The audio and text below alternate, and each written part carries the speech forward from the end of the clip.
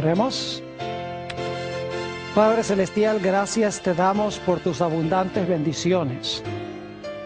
Te damos gracias, Padre, porque nos has dado tu palabra, donde podemos entender exactamente lo que está pasando en el mundo, para que nada nos tome por sorpresa. Pedimos al estudiar este tema tan importante que tu Espíritu Santo nos acompañe. Te pedimos que abras nuestras mentes y corazones para recibir la semilla de la verdad, para que pueda germinar, crecer y producir fruto para tu honra y tu gloria. Te lo pedimos en el precioso nombre de tu Hijo, Cristo Jesús. Amén. Nuevamente quiero saludar a todos los que están viendo este programa vía satélite, en la pantalla de televisión o donde quiera que se encuentren. También quiero darle un saludo muy cordial a todos los que han venido aquí al local con el fin de estudiar este tema tan importante que se titula Un cataclismo peor que Katrina. Yo creo que no necesito explicarles qué es Katrina. Es ese huracán terrible que azotó el área del sureste de los Estados Unidos, que inundó la ciudad de Nueva Orleans y mató a más de 1000 personas. Un desastre que destruyó prácticamente a una ciudad completa. Pero hoy queremos estudiar un cataclismo o una catástrofe mucho más grande que la catástrofe que se realizó en Nueva Orleans. Me refiero al gran diluvio universal en los días de Noé. Ahora, yo quisiera comenzar en Génesis, el capítulo 3 y el versículo 15, para colocar el marco de lo que vamos a estudiar en nuestro tema de hoy. El libro de Génesis, el capítulo 3 y el versículo 15. Aquí Dios le está hablando a Satanás, Jesús le está hablando a Satanás. Satanás ha vencido a Adán y Eva, pero Dios le va a decir a Satanás: yo voy a mandar una simiente al mundo y esa simiente te va a hacer la guerra. En el proceso de la guerra tú le vas a herir a la simiente en el calcañar, pero él te va a dar una herida mortal en la cabeza. Dice en Génesis 3:15, y pondré enemistad entre ti y la mujer, y entre tu simiente y la simiente suya. Esta, es decir, la simiente de la mujer, te herirá en la cabeza y tú le herirás a la simiente de la mujer en el calcañar. Ahora, como hemos estudiado, cuando Satanás escuchó estas palabras, él se propuso de que no iba a permitir que viniera esa simiente. Porque él dice, si dejo que venga esa simiente, me va a aplastar la cabeza.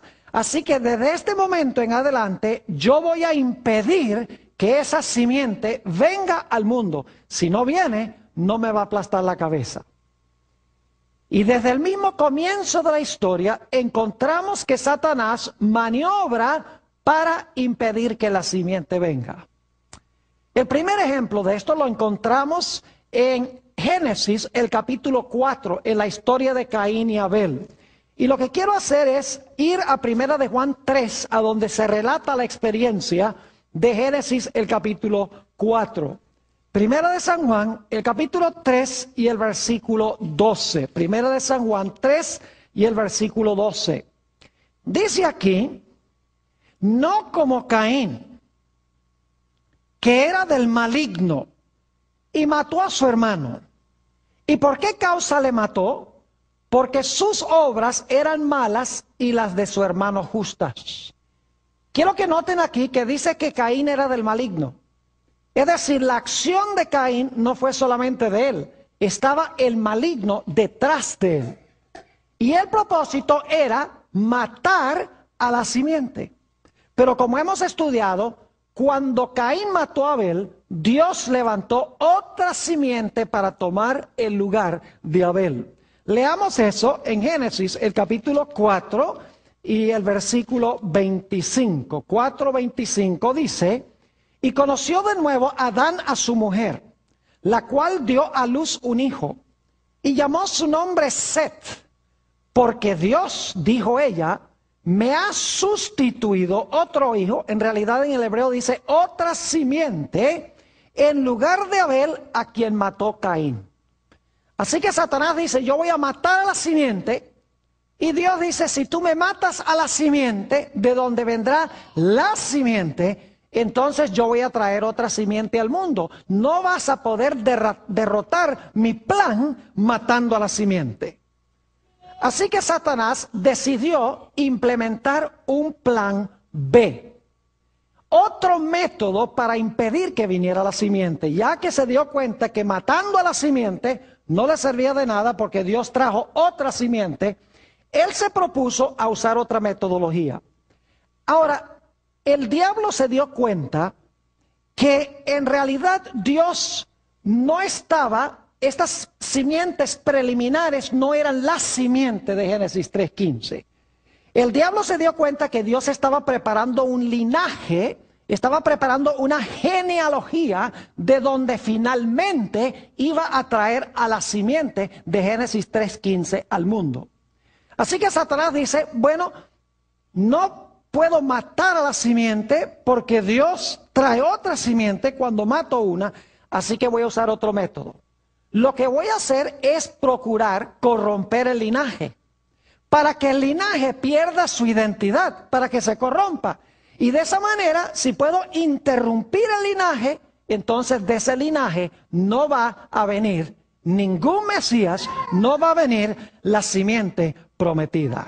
Así que el diablo se propuso a implementar un segundo plan. Podríamos decirle el plan B.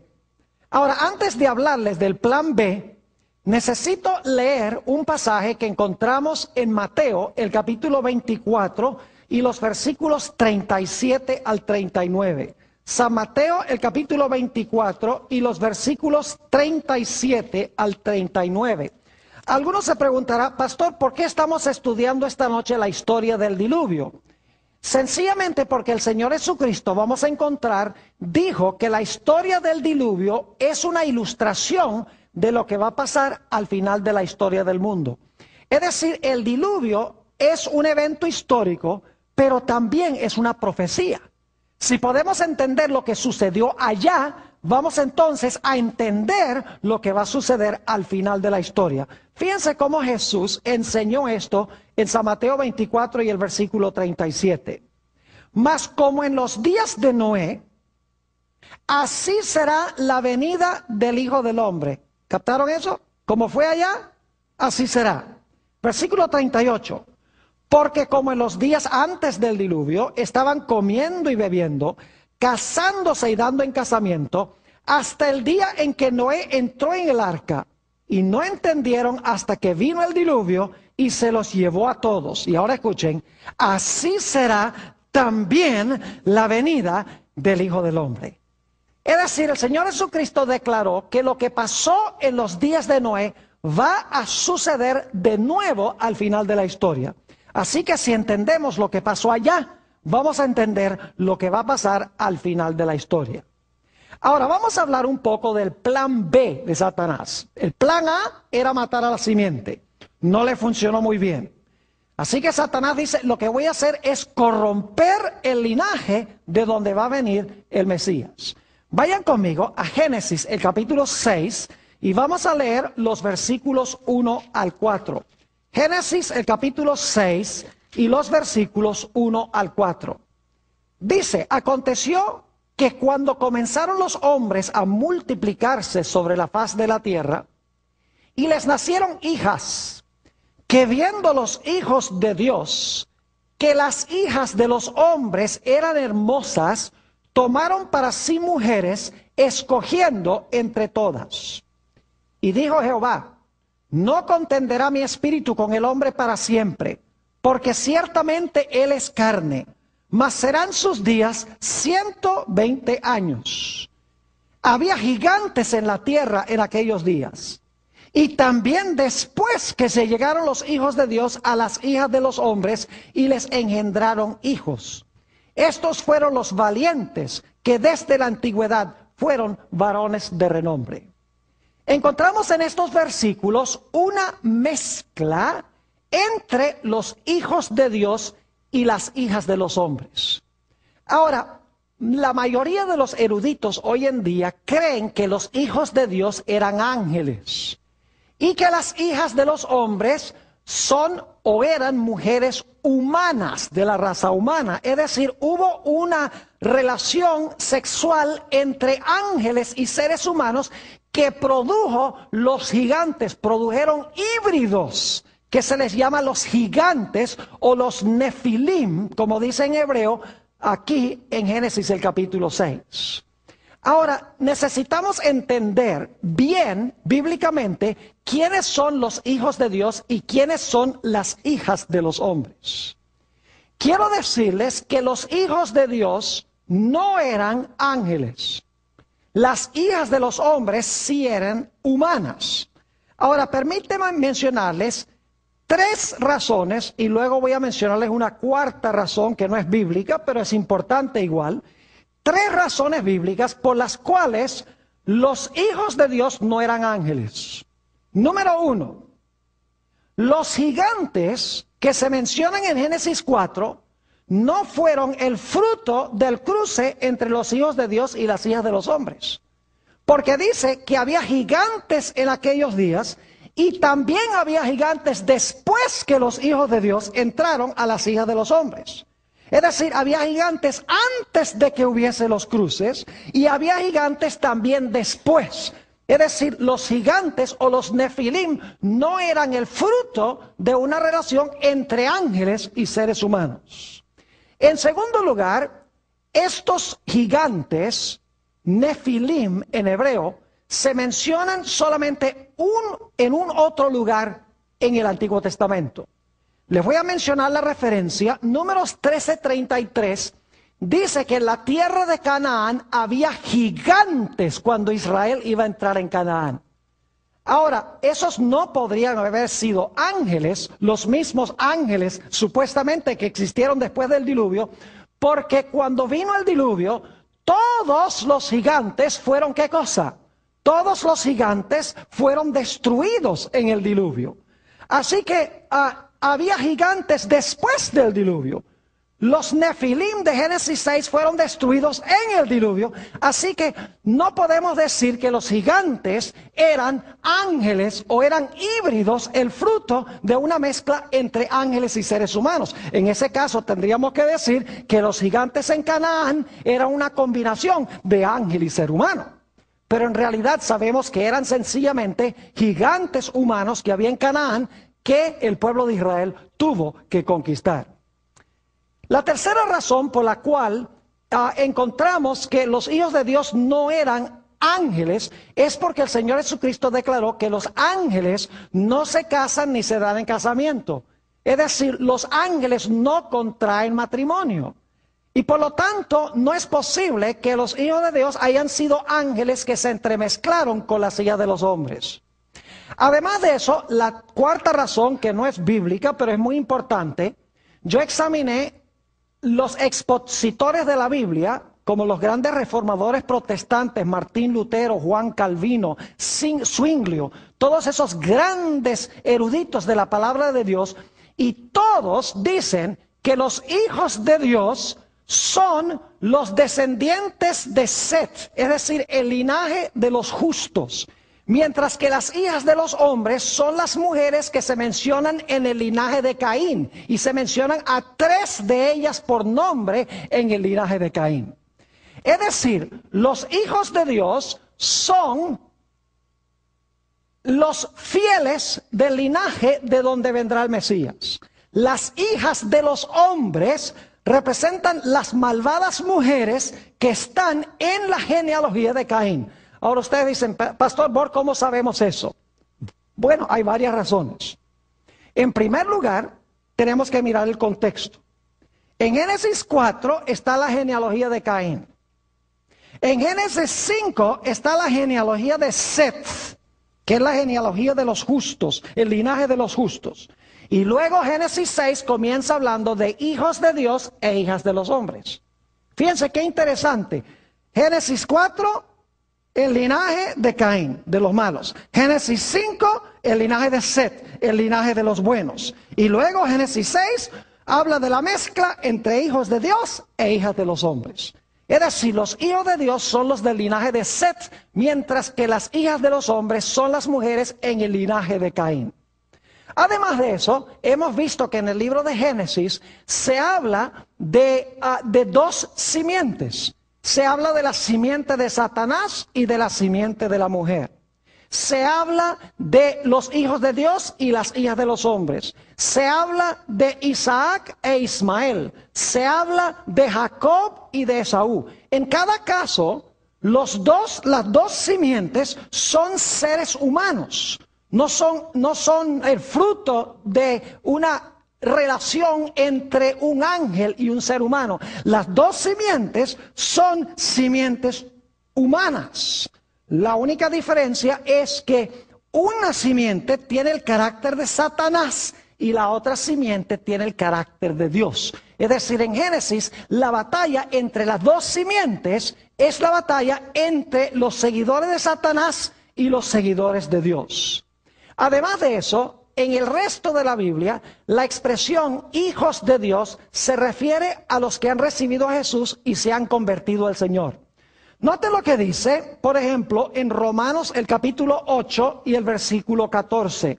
Romanos el capítulo 8 y el versículo 14.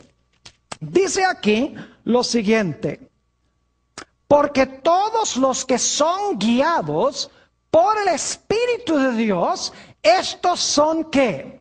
Estos son hijos de Dios.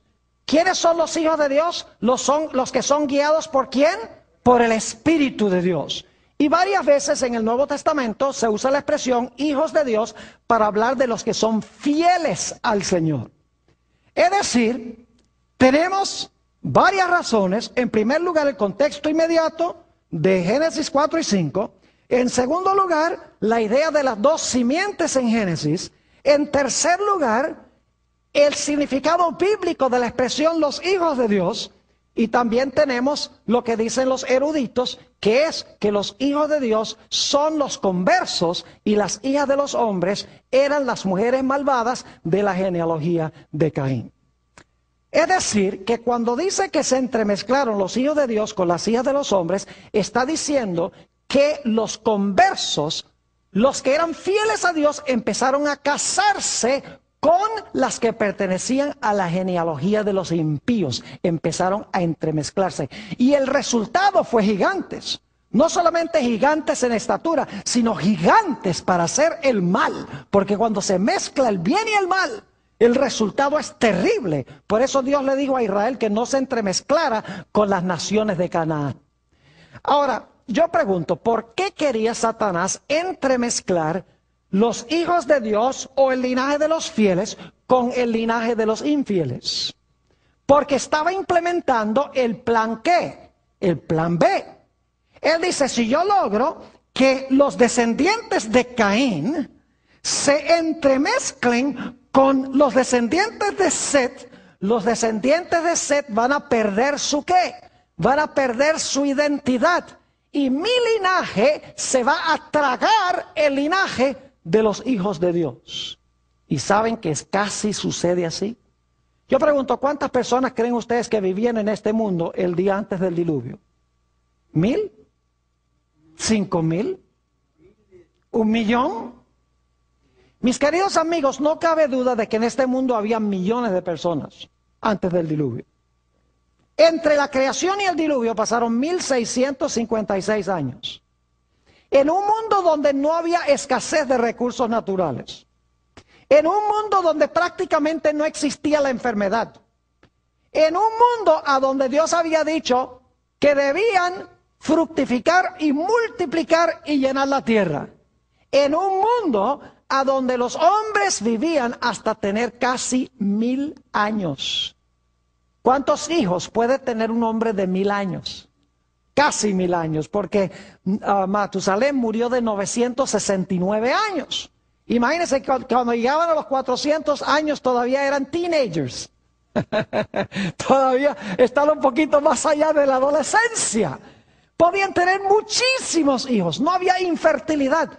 Es decir, no cabe duda que había millones de personas en el mundo el día antes del diluvio. Porque la Biblia dice que toda la tierra estaba llena de violencia, toda la tierra estaba habitada. Y sin embargo, escuchen lo aterrador. De los millones que habitaban sobre el planeta Tierra, ¿cuántos permanecieron fieles a Dios? Solamente quedaban 8 personas fieles a Dios. Y todos eran de la misma familia. Eran del linaje de Set. Noé es el último personaje que se menciona del linaje de Set. Ahora yo pregunto, ¿qué hubiera sucedido si Dios no hubiera destruido el mundo por un diluvio? Hubiera terminado de corromperse el linaje de donde iba a venir el Mesías o la simiente, y Dios no hubiera tenido a nadie a través del cual traer a la simiente prometida al mundo. Ese era el propósito de Satanás. Era acabar con el linaje, entremezclando a los justos con los injustos. Y el resultado fue estos nefilim, estos gigantes, no solamente en tamaño, sino gigantes en hacer el mal. Y la Biblia dice que antes de que se entremezclaran, había también gigantes. Es decir, los gigantes no eran el fruto solamente de la entremezcla de los justos con los injustos. Ahora necesitamos hablar un poquito sobre lo que sucedió antes del diluvio, que llevó finalmente a este gran cataclismo universal. Notemos en primer lugar la maldad que había en la tierra. Vayan conmigo a Génesis, el capítulo 6 y el versículo 5. Génesis, el capítulo 6 y el versículo 5. Dice, y vio Jehová que la maldad de los hombres era mucha en la tierra, y que todo designio de los pensamientos del corazón de ellos era de continuo solamente el mal. Fíjense las expresiones que se usan. Mucha en la tierra maldad. Dice, todo designio de los pensamientos del corazón de ellos era de continuo solamente el mal. Y fíjense cuál fue el resultado de esto. Versículo 11. Y se corrompió la tierra delante de Dios. Y estaba la tierra llena de ¿qué? De violencia. Y miró Dios la tierra, he aquí que estaba corrompida, porque toda carne había corrompido su camino sobre la tierra. ¿En qué condición estaba la tierra antes del diluvio?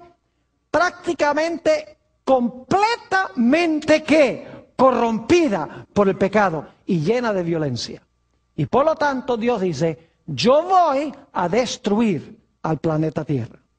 Pero Dios nunca destruye una civilización sin primero enviar un mensaje de advertencia. Y por lo tanto Dios levantó a un hombre llamado Noé para proclamar su mensaje de advertencia a ese mundo, de que iba a ser destruido por la iniquidad que ellos tenían. Quiero que noten lo que dice en 2 de Pedro, el capítulo 2 y el versículo 5 sobre este predicador. 2 de San Pedro, el capítulo 2 y el versículo 5. Dice aquí, y si no perdonó al mundo antiguo, sino que guardó a Noé, escuchen bien, pregonero de justicia, es decir, predicador de justicia, el que proclamó la justicia, con otras 7 personas, trayendo el diluvio sobre el mundo de los impíos. ¿Qué fue lo que proclamó o pregonó Noé? Pregonó que era necesario tener ¿qué? Justicia. Noten también lo que dice el libro de los Hebreos, el capítulo 11, y vamos a leer el versículo 7. Hebreos, el capítulo 11 y el versículo 7. Aquí está hablando nuevamente del mensajero que Dios levantó. Dice, por la fe Noé, cuando fue advertido por Dios acerca de cosas que aún no se veían, con temor preparó el arca en que su casa se salvase, y por esa fe condenó al mundo y fue hecho heredero de la justicia que viene por la fe.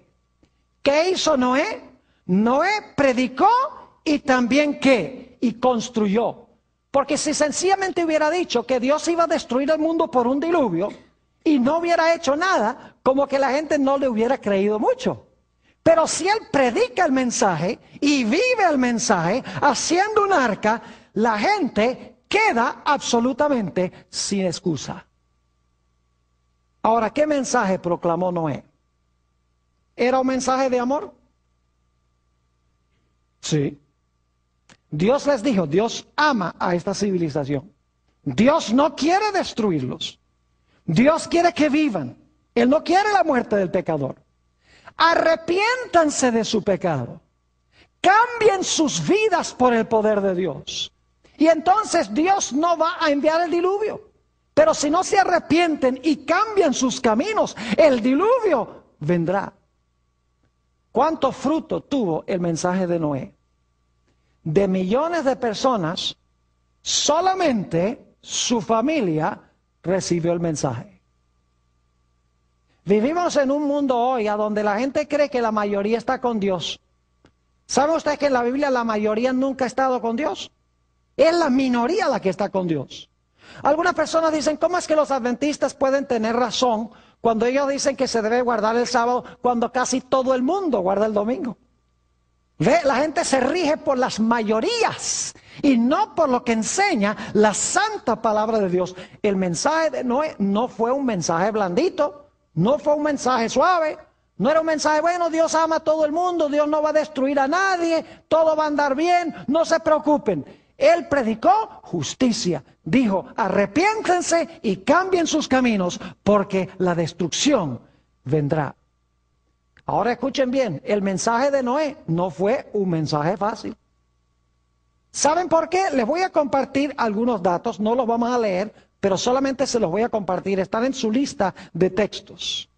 Según Génesis 2, 5 y 6, la tierra al principio era regada por un vapor que subía de la tierra. Es decir, no había llovido antes del diluvio nunca. La tierra no era regada por lluvia, sino que era regada por un vapor que subía de la tierra. Génesis 2, 5 y 6. Y algunos dirán, pero pastor, ¿cómo llegó a estar esa agua debajo de la tierra para que pudiera salir como un vapor? Bueno, en Génesis 1 y el versículo 2 nos dice que este planeta estaba cubierto de agua antes de la creación. Y en Génesis 1:7 nos dice que Dios tomó parte de esa agua y la puso debajo de la tierra y tomó otra parte del agua y la colocó encima de la tierra y eso llegó a ser la atmósfera. Es decir, el agua que cubría el planeta, Dios tomó parte y la colocó arriba y tomó parte del agua y la colocó abajo. El agua que colocó bajo la tierra era la que subía para regar la tierra como un vapor. Cuando Dios trajo el diluvio a este mundo, Dios no tuvo que inventar agua. Dios no tuvo que crear agua. Lo único que tuvo que hacer fue abrir las ventanas del cielo a donde había colocado el agua arriba y traer el agua que está debajo de la tierra, las fuentes del gran abismo, y traer el agua que estaba abajo para nuevamente cubrir el planeta. Es decir, el agua que puso arriba y abajo, ahora Dios en el diluvio trae el agua de arriba y trae el agua de abajo y nuevamente llena el planeta como era antes del diluvio. Ahora, ¿ustedes pueden imaginarse cuán ilógico era el mensaje de Noé? Cuán absurdo, cuán anticientífico. Imagínense predicando que Dios va a traer un diluvio, va a llenar la tierra con agua cuando nunca había llovido. De que Dios iba a traer agua del cielo y se iba a llenar el planeta con agua. Yo me imagino a los científicos, a los historiadores, inclusive a los psicólogos diciendo, este hombre está loco porque nunca ha llovido. Esto es científicamente imposible. Pero como leímos en Hebreos 11 y el versículo 7, Noé tenía fe. ¿Saben lo que es fe? Es muy sencillo. Dios habla algo, yo creo lo que Dios dice y actúo a base de lo que dice. Es decir, fe no es creer lo que Dios dice. Fe es creer lo que Dios dice suficientemente como para hacerlo. Dios le dice a Noé, Noé, voy a mandar un diluvio. Esa es mi palabra. Te prometo que voy a mandar un diluvio. ¿Y qué hace inmediatamente Noé? No se siente y dice, ay, gracias Señor por esta revelación, te lo creo. No. Inmediatamente, ¿qué hace? Él y sus hijos van y empiezan a cortar árboles y sacan los clavos y sacan los martillos. Porque cuando ellos oyen la palabra de Dios, actúan y obedecen lo que Dios dice. Eso es tener fe. Eso demostró que ellos creían el mensaje que estaba proclamando Noé. Por eso dice que por su fe condenó al mundo. Noé invirtió todo lo que tenía en el arca. Todo su tiempo, todos sus talentos, todo su dinero, todas sus energías, las dedicó para construir el arca. Y cada martillazo que Noé y sus hijos dieron sobre esa arca, indicó que ellos creían el mensaje que Dios había dado. Y que en serio Dios iba a mandar un diluvio sobre el mundo. Ahora, ¿saben ustedes que el mensaje de Noé fue acompañado por el poder del Espíritu Santo? Note lo que dice Génesis, el capítulo 6 y el versículo 3. Génesis, el capítulo 6 y el versículo 3. Y dijo Jehová, no contenderá mi espíritu con el hombre para siempre, porque ciertamente él es carne, mas serán sus días 120 años. ¿Qué estaba haciendo el Espíritu Santo a medida que Noé proclamaba su mensaje durante los 120 años?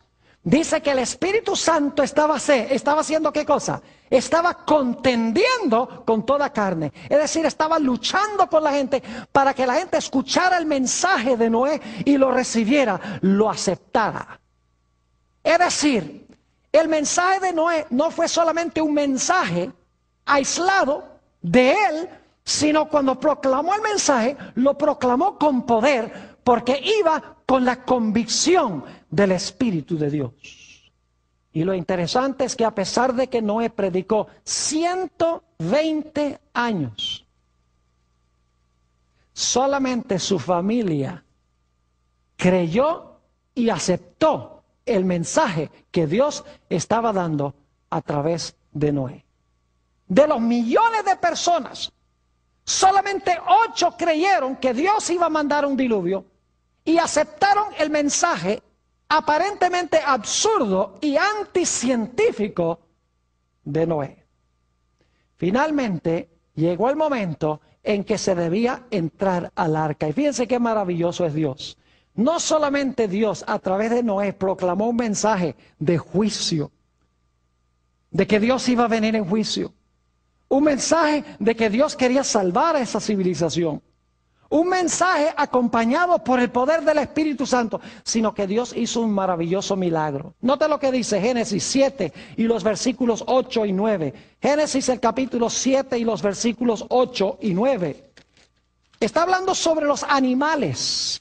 Y dice lo siguiente, de los animales limpios y de los animales que no eran limpios, y de las aves, y de todo lo que arrastra sobre la tierra, de 2 en 2, entraron con Noé en el arca, macho y hembra, como mandó Dios a Noé. Ahora, en la versión de Hollywood del diluvio, aparecen los hijos de Noé por allá cazando animales y alándolos duro para que vengan al arca. Pero la versión bíblica dice que los animales vinieron de 2 en 2 a Noé en el arca y entraron en orden al arca. Es decir, los animales obedecían a Dios y los seres humanos no. Dios estaba diciendo que los seres humanos habían caído a un nivel subanimal. Porque los animales escuchaban a Dios, mientras que los seres humanos tenían la conciencia casi completamente cauterizada, con la excepción de Noé y de su familia. Ahora me imagino a Noé parado en la puerta del arca. Todos los animales han entrado, su familia está dentro. Y viene la última invitación. Pero los que están fuera del arca se burlan, dicen, esto es anticientífico, esto no va a pasar. ¿Y saben lo que sucede luego? Noten lo que dice Génesis, el capítulo 7 y el versículo 16. Génesis, el capítulo 7 y el versículo 16. Ya cuando se ha presentado el mensaje, los animales han entrado, sucede algo solemne. Dice allí en el versículo 16, y los que vinieron, noten los que vinieron, no los fueron a buscar, los que vinieron, macho y hembra de toda carne vinieron, como le había mandado Dios, y ahora escuchen, y Jehová le ¿qué? Y Jehová le cerró la puerta. Y apenas se cerró la puerta, empezó a llover.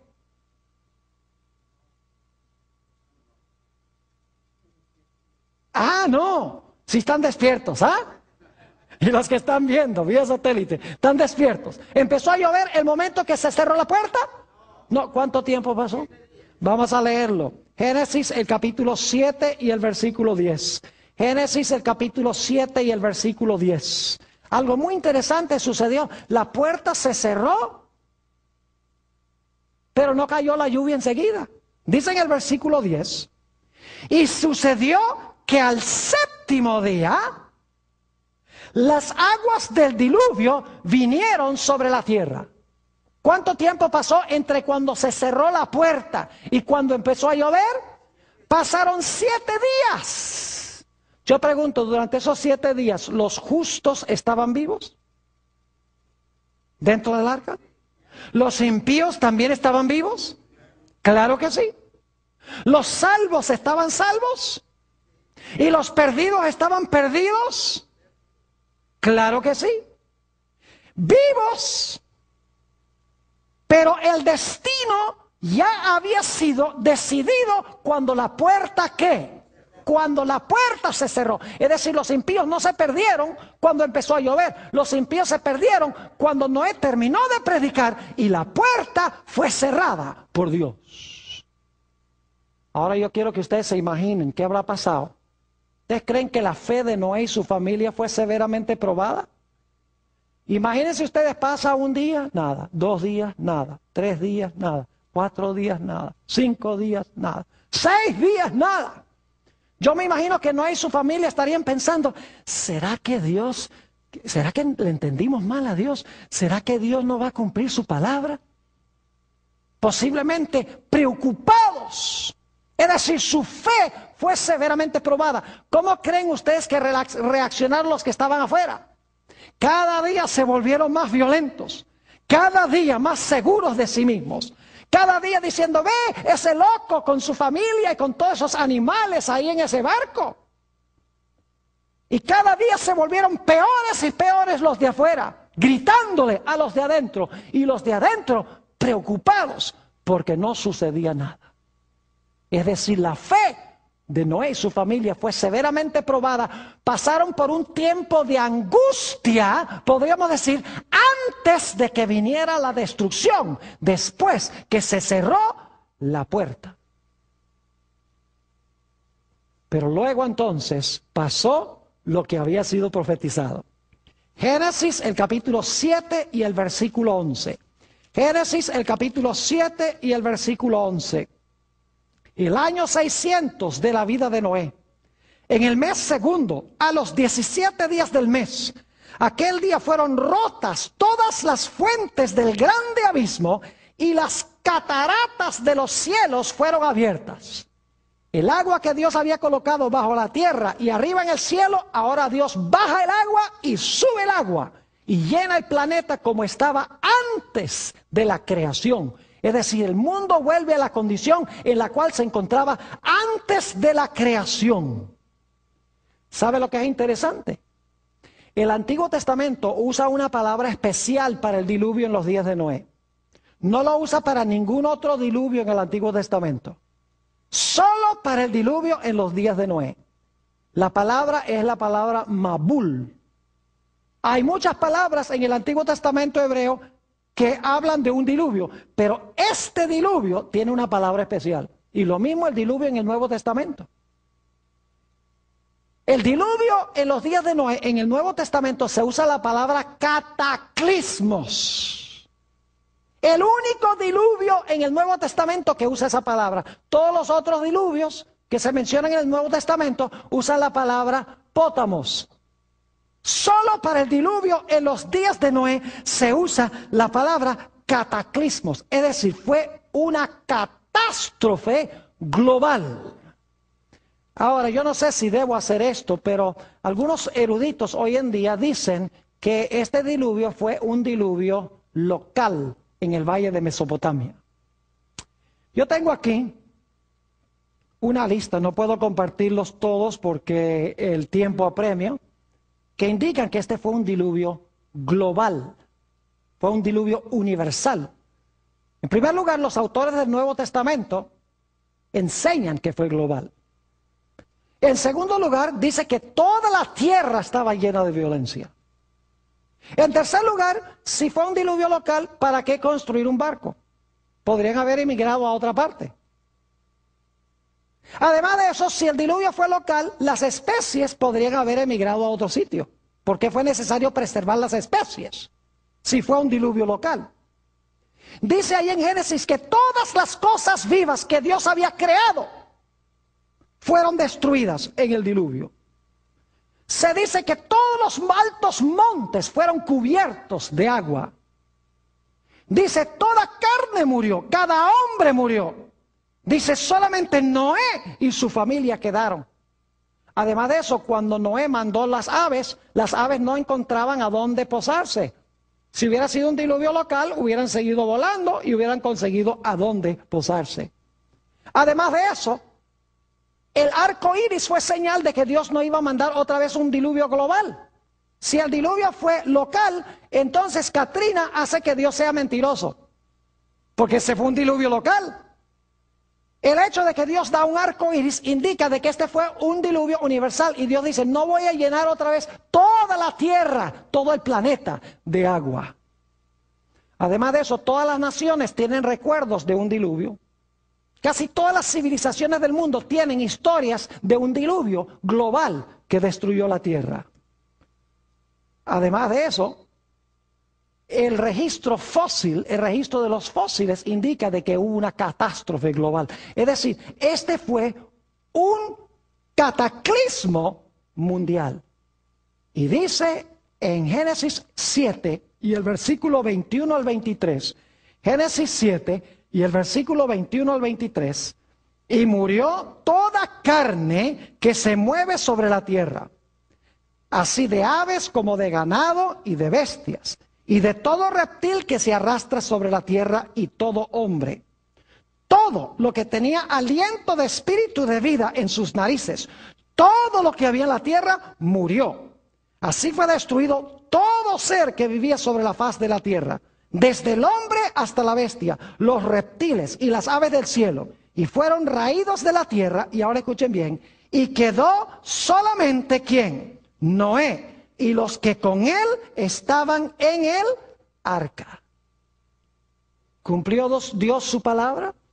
¿Destruyó totalmente al mundo por un diluvio? Absolutamente. Ahora yo pregunto, ¿dónde estaba Satanás durante el diluvio? Todos los impíos, ¿qué pasó con todos los impíos? Todos los impíos se murieron. ¿Y los justos a dónde estaban? Sanos y salvos dentro del arca. ¿Satanás murió? No. Satanás fue obligado a permanecer aquí en el planeta.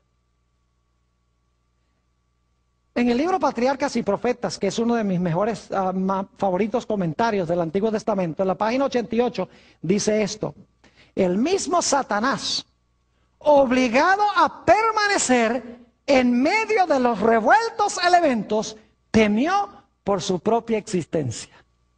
Es decir, le tocó a Satanás quedar atado en un mundo completamente destruido por el diluvio y sin tener a nadie de los suyos con él, porque todos estaban ¿qué? Porque todos estaban muertos. Y después que Noé y su familia salieron del arca, salieron a un mundo que había sido completamente limpiado del pecado y los pecadores. Ahora, ¿saben ustedes que todo este panorama que yo les he pintado de Génesis se va a repetir de nuevo? Ahora, no tenemos tiempo de hacer todos los paralelos, pero les voy a mencionar los versículos y las ideas para que ustedes lo estudien más detenidamente con la lista de textos que han recibido. Vayan conmigo a Mateo, el capítulo 24, y vamos a leer de nuevo el versículo 37 al 39. Mateo 24 y el versículo 37 hasta el versículo 39. Dice: mas como en los días de Noé, así será la venida del Hijo del Hombre. Ahora escuchen esto. Porque como en los días antes del diluvio, estaban comiendo y bebiendo, casándose y dando en casamiento. Ahora escuchen, hasta el día que Noé entró en el arca. Ahí está el primer hasta que entró en el arca. Versículo 39. Y no entendieron hasta que vino el diluvio. Un segundo hasta. Yo no sé si ustedes captaron algo interesante allí. Dice que estaban comiendo y bebiendo, casándose y dándose en casamiento, hasta el día que Noé, ¿qué? Entró en el arca. Y no entendieron o no conocieron hasta que, ¿qué? Que vino el diluvio. ¿Cuánto tiempo pasó entre cuando entraron al arca y cuando vino el diluvio? 7 días. Y durante ese periodo ellos no entendieron o no conocieron que estaban, ¿qué? No conocieron o no entendieron que estaban perdidos. Es decir, Jesús dice que comían, bebían, plantaban, edificaban hasta que entraron en el arca, hasta que no entró en el arca. No conocieron hasta que vino el diluvio que estaban, ¿qué? Perdidos. Y luego Jesús dice: así será también la venida del Hijo del Hombre. Entonces yo pregunto, ¿lo que pasó en los días de Noé va a pasar de nuevo? Inclusive el hecho de que se va a cerrar la puerta y va a pasar un tiempo en que los perdidos no saben que están perdidos antes de que venga la destrucción. Claro que sí. Ahora vamos a hacer rápidamente el paralelo con lo que va a pasar al final de la historia. Yo pregunto, ¿Dios nos dice a nosotros hoy que no nos unamos en yugo desigual con los incrédulos? Lo que estaban haciendo antes del diluvio, estaban entremezclándose los fieles con los infieles, los hijos de Dios con las hijas de los hombres. Dios dice: no os unáis ¿en qué? En yugo desigual con los incrédulos. ¿Qué pasa cuando nos unimos en yugo desigual con los incrédulos?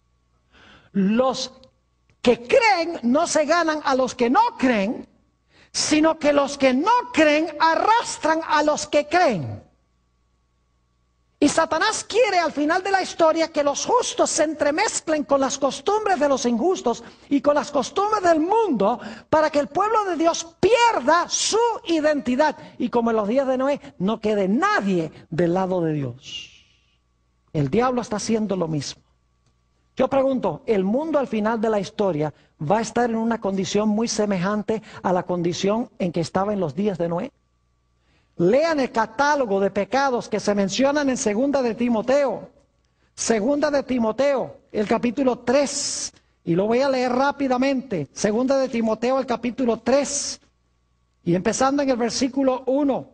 También debes saber esto, que los postreros días, fíjense, los postreros días vendrán tiempos peligrosos. Porque habrá hombres amadores de sí mismos, avaros, vanagloriosos, soberbios, blasfemos, desobedientes a los padres, ingratos, impíos, sin afecto natural, implacables, calumniadores, intemperantes, crueles, aborrecedores de lo bueno, traidores, impetuosos, infatuados, amadores de los deleites más que de Dios. ¿Estamos viviendo en esa clase de mundo hoy? Claro que sí. Y sin embargo dice que tendrán, ¿qué cosa? La apariencia de la piedad, pero negarán la eficacia de ella. A estos evita. El mundo está ahora en la condición en la cual se encontraba antes del diluvio. Yo pregunto, ¿Dios va a venir a destruir este mundo como lo hizo en los días de Noé? Claro que sí. ¿Pero va a destruir el mundo sin antes dar un mensaje de advertencia? No. Ustedes pueden leer ese mensaje de advertencia en Apocalipsis el capítulo 14, donde desciende un ángel del cielo que tiene el evangelio eterno para predicarlo a los que moran en la tierra, a toda nación, tribu, lengua y pueblo. Y que dice en alta voz, temed a Dios y dadle gloria, porque ¿qué? Porque la hora de su juicio ha llegado, y adorad a aquel que hizo el cielo, la tierra, el mar y las fuentes de las aguas. Es decir, Dios envía al mundo un mensaje poderoso para avisarle al mundo que ha llegado la hora del juicio y que pronto vendrá la destrucción. Yo pregunto, ¿ese mensaje irá acompañado del poder del Espíritu Santo? Escuchen bien lo que les voy a decir, no tenemos tiempo de leerlo. Pero inmediatamente después del mensaje del tercer ángel, porque son 3, inmediatamente después que se presentan los mensajes de los 3 ángeles, que es el último mensaje de Dios al mundo, se ve una escena a donde el Hijo del Hombre está sentado sobre una nube y tiene en su mano una hoz aguda y va a cosechar la tierra. Porque la mies está madura y porque las uvas están maduras. ¿Saben ustedes qué era lo que maduraba la cosecha en los tiempos bíblicos? Lo que maduraba la cosecha era la lluvia tardía, que representa el Espíritu Santo. Es decir, los mensajes de los 3 ángeles van acompañados del poder del Espíritu Santo y van a hacer lo mismo que hizo el mensaje de Noé en los días antes del diluvio. Van a polarizar el mundo. Algunos van a recibir el mensaje, otros van a rechazar el mensaje. La mayoría lo va a rechazar. La minoría los va a aceptar. La mayoría va a decir que el pueblo de Dios está loco. Que el pueblo de Dios, cuando dice que Cristo va a venir en las nubes, que eso es imaginario, que eso no va a pasar. Pero el pueblo de Dios seguirá predicando. Y el mundo se va a polarizar en 2 grupos como resultado del mensaje acompañado del poder del Espíritu Santo. Yo pregunto, cuando termine de predicarse el mensaje, ¿se va a cerrar la puerta? Y ustedes conocen en la parábola de las 10 vírgenes. Dice que cuando el esposo vino, la puerta se ¿qué? La puerta se cerró. En Apocalipsis, el capítulo 15 y el versículo 5 al 8, que no vamos a leer, dice de un tiempo cuando ya la gente no va a poder entrar al santuario para confesar sus pecados, porque el Señor Jesucristo habrá concluido su obra sumo sacerdotal. Y en Apocalipsis 22:11 dice que cuando Jesús cierre su ministración, cuando se termine de predicar con el poder del Espíritu Santo, dice que es injusto, va a seguir siendo injusto. El que es sucio va a seguir ensuciándose. El que es santo va a seguir santo. Y el justo va a seguir justo. Es decir, la puerta de la oportunidad se va a cerrar. Y yo pregunto, después que se cierre la puerta, ¿enseguida va a venir la destrucción? No. La Biblia dice que después que se cierre la puerta, vendrá un tiempo de aflicción cual no se ha visto nunca jamás en la historia del planeta Tierra. Lo dice en San Mateo 24, 21 y 22. ¿Creen ustedes que la fe del pueblo de Dios será severamente probada durante ese periodo? Parecerá que Dios ha abandonado a su pueblo. Pero el pueblo de Dios continuará siendo fiel a Dios, confiará en Dios, mientras que los mundanos cada día se van a volver más y más violentos y altaneros en contra del pueblo de Dios. Ya cuando el tiempo de angustia venga, ya todo el mundo habrá decidido estar en un lado o en otro lado, porque la puerta se habrá cerrado. Y luego entonces vendrá la destrucción global. Jeremías vio esta destrucción global. Jeremías 4 y el versículo 23. El profeta vio este momento cuando Cristo venga. Dice, miré la tierra y he aquí que estaba ¿qué? Desordenada y vacía.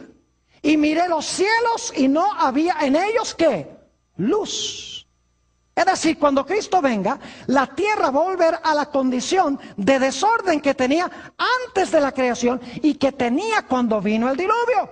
Porque en el diluvio el planeta se llenó de agua y se puso oscuro como antes de la creación. Es decir, el mundo va a regresar a esa condición. Y yo pregunto, ¿dónde va a estar Satanás? Durante los 1000 años, ¿a dónde va a estar Satanás? ¿Cuántos impíos va a tener cuando Cristo venga? ¿Cuántos seguidores va a tener Satanás vivos? Ninguno. Porque dice en Apocalipsis 25, el resto de los muertos no tornaron a vivir, sino hasta que se cumplieran los 1000 años. Igual que en el diluvio, todos los seguidores de Satanás van a estar muertos. Y Satanás va a ser atado a este mundo. Dice que se va a ser encadenado en Apocalipsis el capítulo 20 y el versículo 1 al 3. Va a estar vivo aquí con sus ángeles. Los impíos van a estar todos, ¿qué? Todos muertos. Y los justos van a estar con Jesús en la patria celestial. Y así como vino agua del cielo y agua de debajo de la tierra. Segunda de Pedro, el capítulo 3, dice que ya no será agua, sino que vendrá un lago de fuego de arriba y un lago de fuego de abajo que destruirá la tierra, purificará la tierra, limpiará la tierra del pecado y pecadores. Y entonces Dios hará un cielo nuevo y una tierra nueva a donde habita la justicia. ¿Qué debemos hacer en preparación? Ustedes tienen los versículos, solamente resumo. Jesús viene pronto. Jesús dijo que debemos velar. Segundo lugar, debemos orar. En tercer lugar, debemos trabajar con amor por otros, compartir nuestro alimento, compartir nuestra ropa, etc. Debemos estar listos. Debemos usar nuestros talentos para gloria de Dios y debemos ocuparnos hasta que Él venga.